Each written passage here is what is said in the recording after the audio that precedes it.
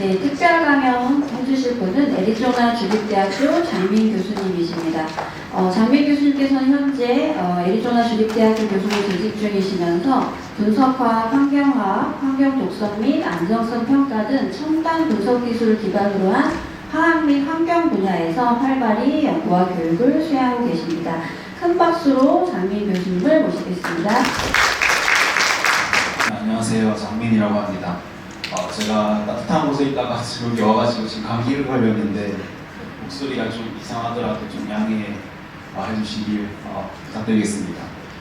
네, 저는 일단 말씀하신 대로 저는 이제 환경 독성 저는 주로 마약과 환경 독성과 관련된 연구를 주로 하고 있고요. 그래서 제가 전반적으로 제가 했던 연구들 대표적인 연구 몇 가지만 소개해서 소개해드리도록 하겠습니다. 시간이 참 많지 않은 관계로. 네, 그리고 먼저 간단히 제가 소개드리면 저는 아마도 포렌식이라는 단어를 많이 들어보셨을 텐데 아무래도 한국에서는 이 분야를 공부하기가 좀 어렵다 보니까 저는 해외에서 학위를 진행했었고요. 그래서 제 전공은 이제 포렌식 사이언스라고 하면 한국말로 굳이 번역을 하자면 법과학이라고 하는 건데 법과학 중에서도 굉장히 분야가 많거든요. 그 중에서 저는 이제 케미스트리랑 톡시콜로지, 그러니까 화학이랑 독성학 분야를 전공을 했었고, 그리고 이제 박사까지 한 후에는 이제 한국화학연구원에서 이제 박사과 연구원으로 재직했는데 이때 이제 제 환경 독성 쪽으로 좀 더 분야를 확장해서 그런 연구들을 진행했습니다. 그래서 작년부터 저는 지금 애리조나 주립대학교에서 그 조교수로 재직 중에 있습니다. 크게 제 연구 말씀드렸듯이 제 연구는 크게 이제 포렌식 법과학 분야와 이제 환경 분야가 나누는데 법과학 분야에서는 저는 주로 이제 제 메이저가 이제 컨트롤 서브스턴스라고 해서 마약 관련된 연구를 주로 하고 있고 그리고 또 스포츠 도핑 관련된 연구도 진행하고 있습니다. 그리고 DUI라고 해서 드라이빙 언더 인톡시케이션이라고 해서 한국말로 부지하자면 음주운전 관련 연구도 진행하고 있고요. 그리고 이런 걸 좀 더 확장해서 이제 바이오 센서 개발 같은 연구도 진행하고 있습니다. 그리고 환경 분야는 가장 많이 하고 있는 분야가 이제 환경 호르몬 관련 이제 그런 내분비 교량 물질 이런 관련 연구를 많이 하고 있고요. 네. 그리고 또 그뿐만 아니고 현재 플라스틱 리사이클링 같은 이제 생분해 플라스틱 개발과 그에 따른 부산물과 관련된 연구를 주로 진행하고 있습니다. 먼저 포렌식 연구 제가 했던 거에 대해서 간략하게 설명드리겠습니다. 먼저 좀 배경 지식을 백그라운드 포메이션 간단히 설명드리면 이제 아무래도 마약은 특히 이제 미국 같은 경우에는 마약 문제가 굉장히 심각하기 때문에 지금 현재 미국 정부 트럼프 정부에서도 마약 관련 문제에 대해서 굉장히 민감하게 받아들이고 있고 실질적으로 굉장히 많은 투자를 하고 있습니다. 그래서 그리고 이제 현재 미국에서 가장 큰 문제는 평균 마약 중독자의 평균 연령이 계속 어려지고 있어서 그에 대한 문제가 굉장히 심각해지고 있기 때문에 이제 굉장히 많은 규제들이 생기고 있습니다. 원래도 규제가 많았지만 더 탄탄해지고 있습니다. 그리고 실제 간단하게 스태티스틱스를 보여드리면 실제로 이제 여기 보시면 통계가 기본적으로 12살 이상으로 나옵니다. 나이 그만큼 평균 연령이 굉장히 어려지고 있습니다. 그리고 실제 이제 1999년 이후로 실제 마약 오남용으로 인해서 인한 사망자가 거의 100만 명이 넘어가고 그리고 실제로 이 문제가 굉장히 심각하기 때문에 현재 거의 2024년까지 45빌리언 달러라고 하면 거의 하나로 지금 환율로 따지면 거의 65조 정도에서 미국이 이제 이런 마약 관련 문제에 대한 예산안을 편성하고 있습니다. 그리고 실제로 여기 보시면 이제 마약 문제에서 굉장히 증가하고 있는 게 보이는데 여기 보시면 이제 이게 펜타닐이고 많이 들어보셔서 알겠지만 펜타닐이고 또 이제 메스암페타민이 가장 큰 이슈가 되고 있는데 보통 이제 코카인이나 헤로인 같은 경우에는 실제로 이제 식물에서 추출한 거거든요. 근데 이제 지금 많이 이슈되고 있는 거는 펜타닐이나 메스 같은 경우에는 이제 실제 화학 물질을 합성한 물질이기 때문에 이게 더더욱 이제 이슈가 되고 있는 상황입니다. 근데 이제 아시다시피 한국은 예전에는 마약 청정국으로 불릴 정도로 굉장히 마약에 관해서 굉장히 마약 문제가 거의 없었는데 이제 뭐 지금 제 생각에 지금도 뭐 네이버 기사 검색해 보면 아마 오늘도 마약 관련 문제 뉴스 같은 거 하나 나올 정도로 굉장히 마약 문제가 한국에서도 지금 급격하게 늘어나고 있어서 한국에서도 제가 알기로는 점점 더 많은 투자를 하려고 하는 걸로 알고 있고, 네, 그래서 이 문제가 굉장히 심각한 것으로 저도 알고 있습니다. 그래서 실제 또 여기 제가 찾은 통계에서 보시면 실제 이게 통계는 이제 뭐 마약 물질을 이제 뭐 밀반출 밀수입한 거가 밀수입을 했던 케이스의 케이스를 보여준 통계인데 뭐 보시다시피 점점 지난 뒤 들어갈수록 기하급수적으로 늘고 있습니다. 뭐 물론 이렇게 마약 밀반이 이렇게 는다는 것은 뭐 물론 마약 범죄에 대한 노출도 그만큼 높아진다는 거고, 뭐 실제 마약 오남용 뭐 중독 관련된 범죄도 자연스레 당연히 올라갈 것이라고 저는 생각을 하고요. 그렇기 때문에 굉장히 한국에서도 현재 많은 이슈가 있는 걸로 저는 알고 있습니다. 그 중에서도 이제 더 큰 문제는 아까 말씀드렸듯이 펜타닐 같은 이런 신종 합성 마약입니다. 신종 합성 마약 같은 경우에는 보통 이제 뭐 New Psychoactive Substance라든지 뭐 또는 Novel Psychoactive Substance라서 보통 저희는 NPS라고 부르는데, 이런 NPS는 실제 어떻게 적용하냐에 따라서 이제 UN 쪽에서 총 6가지로 카테고리를 나눴거든요. 그래서 죄송합니다. 네, 6가지 카테고리 나눴는데 뭐 물론 이게 다 실제로 이제 신테틱 카나비노이드라는 보통 이제 저희가 생각하는 마리화나 이런 관련 마리화나를 이제 새로 합성한 그런 물질이고, 스티뮬런트 쪽에 이제 뭐 그런 이제 보통 코카인이나 이런 각성제 같은 그런 물질, 네, 그런 물질들이 이제 새롭게 이제 기존에 있는 물질들을 대체해서 이런 규제에 걸리지 않으려고 이제 그런 똑똑한 범죄자들이 계속 마약을 합성하는 거죠. 그래서 이러한 이제 어떻게 몸에 인체에 적용되는 따라서 총 6가지 카테고리를 나누고 있는데 가장 큰 문제는 그 첫 번째 챌린지 같은 경우에는 그리고 혹시 뭐 질문은 중간에 제 말 끊으셔도 되니까 궁금해서 바로 손 드셔서 질문하셔도 됩니다.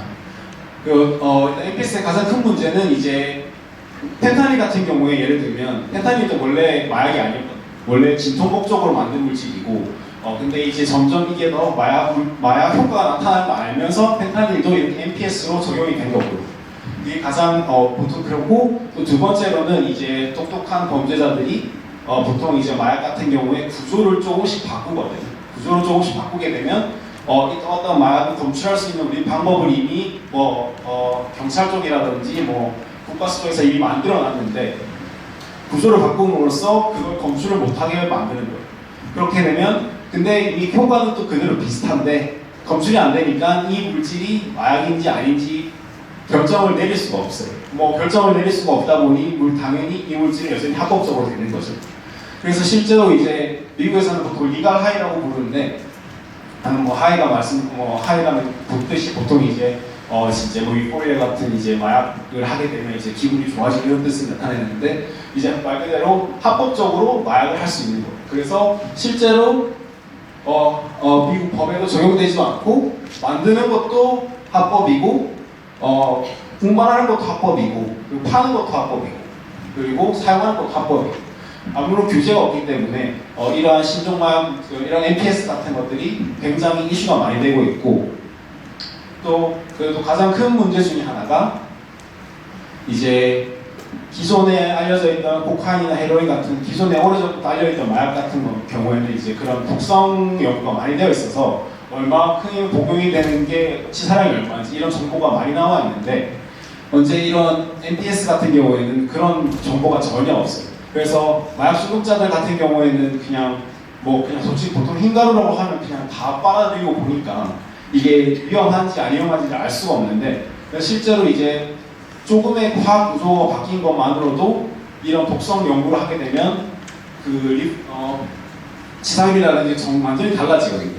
그렇기 때문에 이러한 연구가 굉장히 부족한데 이제 사람들은 그걸 모르고 자기들의 지금 당장의 기분이 좋아지는 게 중요하니까 계속 지속적으로 하게 되는 거죠. 그래서 이런 악순환이 계속되는 거고, 그리고 미국에서는 보통 그 캣앤마우스 게임이라고 하는데, 일단은 아마 여기 뭐 사법부라든지 아까 경찰분도 오셔서 아시겠지만 일단은 이런 마약 같은 경우에는 이런 특히 신종마약 같은 경우에는 일단 검출이 돼야 저희는 그런 검출 방법을 만들 수가 있어요. 그래서 항상 먼저 얘들이 먼저 불법적으로 만들어야 저희는 항상 따라가는 거거든요. 그렇기 때문에 저희가 먼저 앞서가서 할 수 있는 게 전혀 없기 때문에 가장 중요한 방법은 이제 얼만큼 빠르고 신속하고 그리고 대량으로 이렇게 마약 검색을 검출할 수 있고 테스트를 할 수 있는 그런 방법을 개발하는 게 가장 중요한 거고 중요한 이슈입니다. 그래서 제가 하는 연구는 이제 그런 방법을 개발하는 그런 마약 검출법 연구를 지금 계속 진행하고 있고요. 그래서 뭐 시간이 부족하니까 간단하게 말씀드리면 저는 이제 지문을 이용해서 마약 검출하는 방법을 개발하고 있습니다. 그래서 지문 같은 경우에 지문에서 마약 검출하는 방법 개발하는데 그냥 뭐 깊이는 말씀 안 드리고 그래서 제가 검출한 방법으로 실제 이제 뭐 우리나라에서는 이제 마약 재활원이라든지 중독 뭐 센터 이런 게 많이 없기 때문에 이런 실제 이제 지문 가지고 테스트를 할 수 있는지 없는지가 없었는데 저는 아무래도 해외에 있었다 보니까 그런 인프라가 좀 더 괜찮아서 제가 개발한 방법을 가지고 실제 마약 중독자, 특히 코카인 중독자들의 지문을 분석했을 때 이제 나타났을 때 결과가 이제 거의 검출률이 98% 이상이 나와서 이러한 연구를 지속적으로 진행하고 있고요. 그래서 저희가 하고자 하는 거는 이제 제가 이런 개발한 방법을 가지고 실제 이제 뭐 사업부라든지 이런 실제 현장에서도 쓸 수 있는 이런 검출법을 개발하고 그렇게 하려고 하는 게 현재 제 목표이고 목적으로 하고 있습니다. 그리고 현재 지금 제 실험실에서는 제 코카인뿐만 아니고 뭐 펜타닐이라든지 메스, 암페타민이라든지 또 마리화나 같은 경우에는 현재 미국 만용추가 합법화되어 있기 때문에 합법화되어 있는데 그래도 어쨌든 실제 뭐 어디 취직을 했을 때 마약 테스트를 항상 하는데 합법화돼 있더라도 항상 이제 그쪽 대부분 회사들은 이런 마약 중독 아무리 마리아나 합법화하더라도 마약을 약성인 사람들을 좋아하지 않거든요. 그래서 항상 그런 근무 이전에 이제 드럭 테스트를 하는데 사용되고 또 이제 저는 여기 이제 지문으로 음주운전 검출할 수 있는 그런 방법을 개발하고 있습니다. 네. 그래서 이게 이제 이런 제가 이제 현재 주로 하고 있는 연구이고요. 두 번째는 이제 환경 관련된 연구 간략하게 설명드리겠습니다. 혹시 다들 그린워싱이라고 한번 들어보셨나요? 그린워싱 아시는 분이 있나요? 그린워싱. 이제 그린워싱이라고 하면 보통 이제 어떻게 보면 상술이거든요. 이제 예를 들어서 뭐 여기 보시면 뭐 친환경 물질이라든지 오르가닉 물질이라든지 저희가 뭐 새로운 어떤 그 뭐 매점이나 뭐 그냥 뭐 할인 매장 갔을 때 뒷면에 보이면 지금 이 물질은 친환경 물질이다, 이 물질은 오르가닉 물질이다, 또 이 물질은 뭐 BPA 프리 물질이다, 뭐 이러면서 사람들한테 대중들한테 이거는 안전하다는 거를 머리에 각인시키는 거죠. 일종의 가스라이팅이죠, 어떻게 보면. 근데 대부분의 이제 저희 대중들은 이런 부분 전문가가 아니니까 실제로 그냥 이렇게 적혀 있는 걸 그냥 믿고 쓰는 거예요. 근데 과연 이게 진짜 믿고 쓸 수 있는 물질인지 아닌지, 실제로 그게 맞는지, 그럼 저는 이제 환경 쪽에서 그런 연구를 진행했었고 지금도 진행하고 있고요. 그래서 이제 그린워싱이라고 하면 이제 그런 그냥 보통 이제 그런 제조 회사에서 만들어내는 그런 상술이라고 생각하시면 됩니다. 그래서 뭐 아시겠지만 몇 번 많이 들어보셨을 거예요. 뭐 비스페놀 A라든지 BPA 같은 물질, 그런 BPA 뭐 대부분 플라스틱에서 이런 미세 플라스틱이라든지 BPA나 또 화장품에서 최근에 또 많이 나왔던 게 여자분들은 또 조심하셔야 되는 게 화장품에서 또 포탈레인 에스터라고 해서 그 플라스틱 가소제로 많이 사용되는 물질들이 있거든요. 플라스틱 가소제가 뭐냐면 플라스틱이 보통 처음에 개발이 되면 엄청 단단한데 그 가소제를 넣음으로써 더 유연하게 만들어서 기능성을 향상시키는 물질인데 이 향상시키는 물질 중에서도 이런 그 내분비계 결합 물질들이 있어서 굉장히 인체에 해롭고 특히 여성분이라든지 가임기 있으신 여성분이라든지 유아한테 굉장히 해로워서 이런 물이 많이 노출이 된다면 이제 심하면 이제 기형아까지 태어날 수 있고 이런 좀 안 좋은 영향이 있을 수 있습니다. 그래서 네, 저는 이러한 연구들을 진행했었고 현재도 진행하고 있습니다.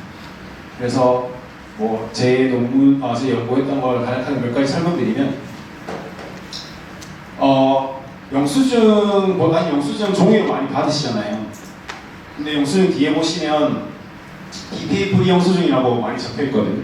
보통 이제 영수증이 감열지인데, 영수증뿐만 아니고 은행에서 뭐 대기 순번표 뽑는 이런 종이 같은 게 다 감열지인데, 그 감열지의 잉크에 대부분 이제 BPA 물질들이 들어가 있어요. 그래서 근데 이제 BPA 물질 같은 경우에는 이미 이제 환경호르몬 물질로서 규제되고 있는 물질이다 보니 BPA에 대체할 수 있는 이제 다른 물질들이 개발이 되고 있거든요.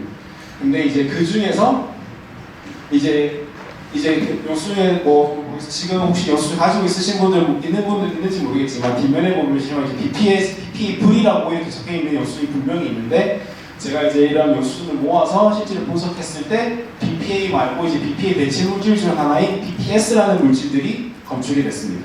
근데 이 BPS 물질을 이제 이러한 BPA 대체 물질로서 BPA 프리다, 우리가 안전한 물질이라고 이제 그런 영수증을 만든 회사에서는 주장을 하는 거죠.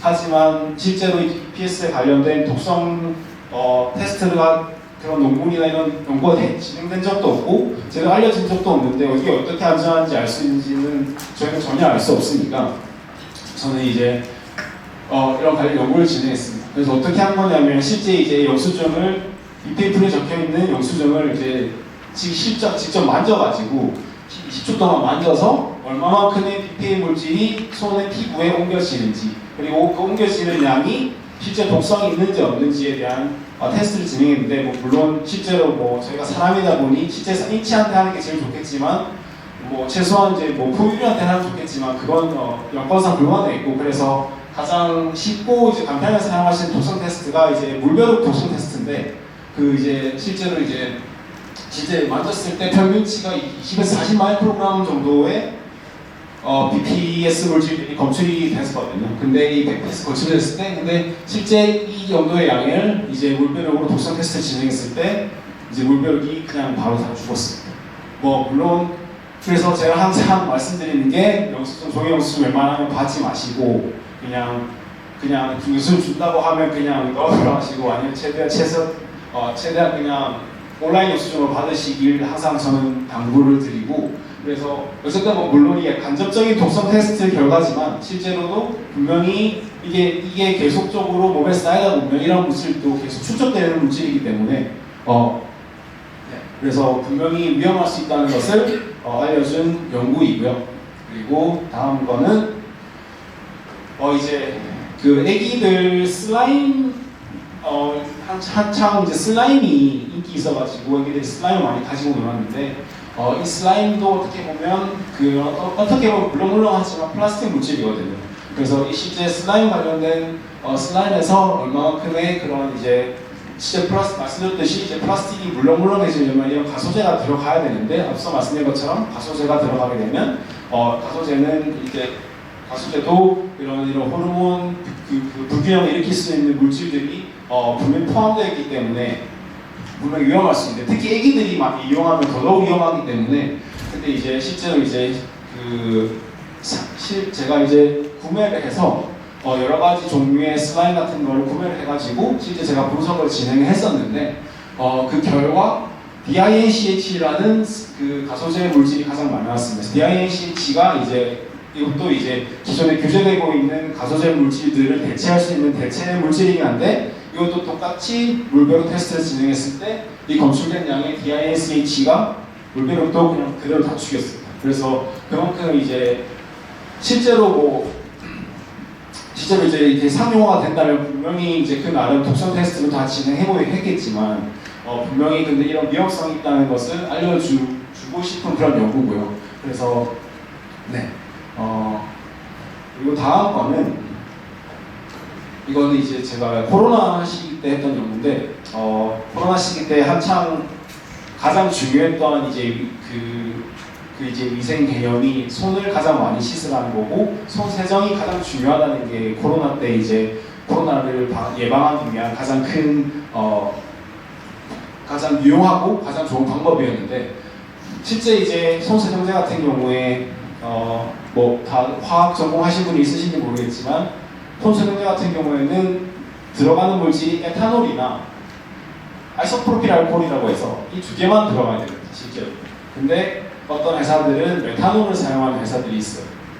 메탄올은 가격이 더 싸서 제조하는데 훨씬 더 좋기 때문에 메탄올을 첨가를 하는데, 근데 메탄올은 실제 노출이 많이 된다면 심하면 실명까지 갈 수 있는 독성 물질이거든요. 그래서 메탄올이 그래서 저는 이제 네이버에서 이렇게 독성 테스트가 안 되어 있는 것들, 그때 이제 한창 소세정제에 대한 수요가 늘면서 진짜 개인적으로도 막 이런 소세정제를 만들어서 파는 사람도 많았기 때문에 근데 이제 그런 거에 대한 독성 테스트 같은 그런 그런 증거도 없이, 그런 제재 없이 그냥 개인적으로 팔 수 있었기 때문에 이런 것도 분명히 위험하겠다 싶어서 제가 이제 실제로 그런 구매 여러 가지 소수영제 타입 뭐 젤도 있고 수용성도 있고 뭐 사는 것도 있고 여러 가지 소수영제 타입으로 제가 소수영제 유형의 소수영제를 이제 제가 구매를 해서 테스트를 진행했을 때 물론 메탄올이 있을 수 있어요. 메탄올이 있을 수 있는데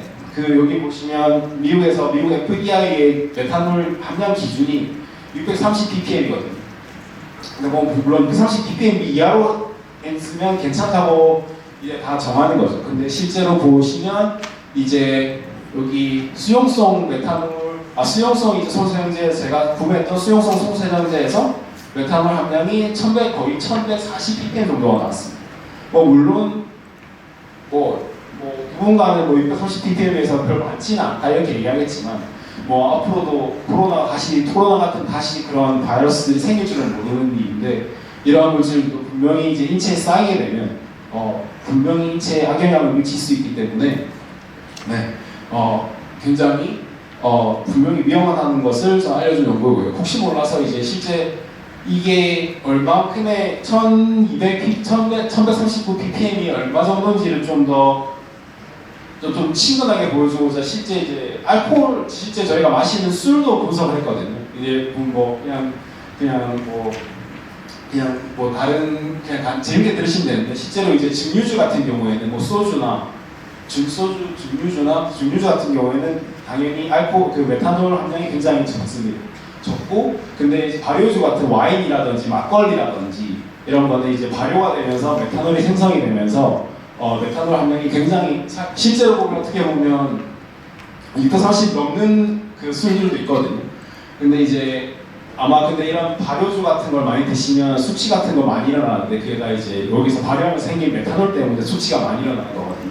그래서 술을 드시지 말라고는 못하겠지만 그래도 이제 이런 위험성이 있다는 거를 한번 좀 알아주셨으면 좋겠고요. 그리고 제가 다른 분 연구했던 걸 했지만 크게 그래도 이 학회와 관련된 연구 좀 대표적인 걸 좀 뽑아서 제가 가져왔습니다. 그리고 제가 연구하는데 필요한 도움 주신 분들이고 그리고 혹시 저한테 개인적으로 질문이 있으시다든지 혹시 이쪽 분야의 브레스 사이언스 이쪽에 공부를 좀 더 하고 싶으시다든지 이러시면 개인적으로 여기 제 메일 주소 있으니까 그냥 편하게 연락 주시면 제가 성심성의껏 제가 아는 한 답변 드리도록 하겠습니다. 감사합니다. 우리가 일상생활에서 흔하게 접하는 약품이라든지 화장품 이런 것들에 대한 위험 요인 그리고 미국 세계에서 현재 위험 요인으로 떠오르는 여러 약물들에 대한 어떤 경각심을 깨워주신 좋은 강연이었습니다. 큰 박수 부탁드립니다.